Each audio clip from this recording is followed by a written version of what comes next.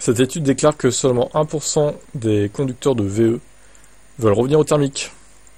Ah bah ça c'est pas étonnant, hein. Les résultats sont sans appel. C'est une étude de Global EV Alliance.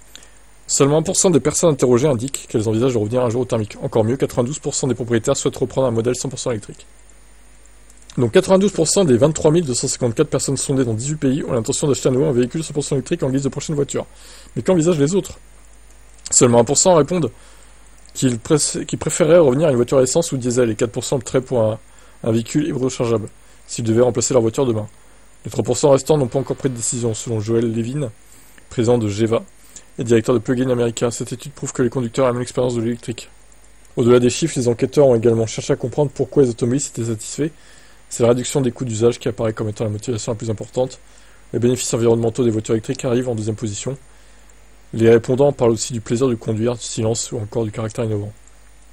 Oui, mais selon certains, elles n'ont pas d'âme, les voitures électriques. Ça fait pas vroom vroom, alors ça n'a pas d'âme, du coup.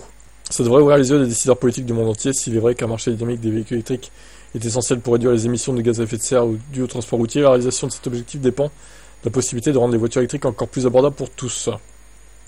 Pour Christian Peter, directeur de EMC en Autriche, ça montre que les propriétaires de véhicules électriques ont des attentes semblables aux autres consommateurs. Ils veulent de la commodité et une expérience sans tracas. Même si la majorité des utilisateurs rechargent leur véhicule à la maison, le développement de bornes rapides reste crucial pour le marché de masse.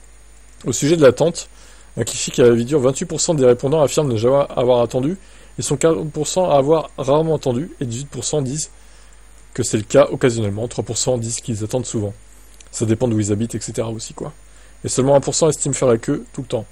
En réalité, il était très rare de... Bah, c'est sûrement... Les 1% là, c'est sûrement ceux qui veulent revenir au thermique, du coup.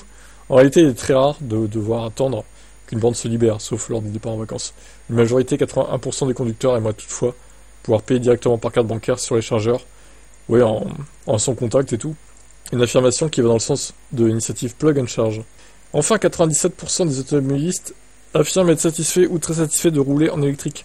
Les membres de GEVA sont convaincus que les résultats de cette enquête sont essentiels. C'est aussi le cas de Sylvia Roras, directrice exécutive de l'association costaricienne de la mobilité électrique. Elle estime que pour pouvoir accroître l'adoption de la mobilité électrique dans le monde entier, il est essentiel de disposer de connaissances approfondies sur l'expérience vécue par les conducteurs. 55 commentaires sur Automobile Propre. À mon avis, il ne doit pas y avoir que des pros électriques. Bon, on verra ce que vous en dites en commentaire sur ma chaîne, du coup.